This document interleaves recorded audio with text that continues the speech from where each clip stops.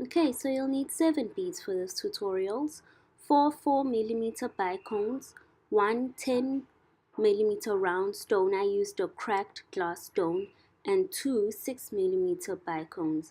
String the bicones, the 10mm and the 6mm bicones onto your wire as I'm doing here. Take it to the middle and kind of bend your wire there, just a slight U-shaped bend. Then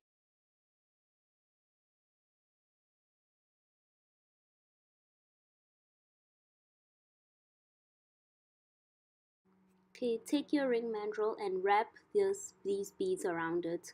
Wrap it once so that the wires come out on top. Take the one wire on one side, wrap it once around again, and do the same to the wire on the other side. They should come from opposite sides.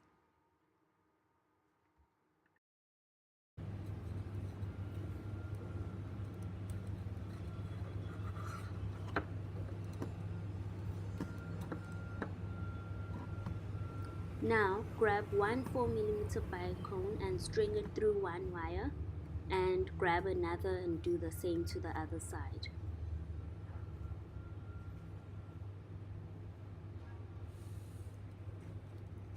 When you're done doing that, just holding it tight to the ring mandrel, take that wire and kind of wrap it around the 10mm stone, but making sure that the bicone is sitting on one of its edges.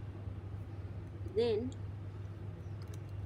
kind of like what I'm doing now, take the other 2 bicones and string them again and do the same.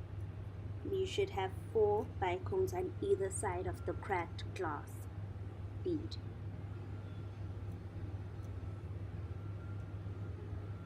Take it under and take the wire under the bicones when you're done.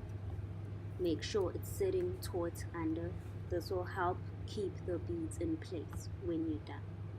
Now take it around the 6mm. Okay, first we're going to remove it.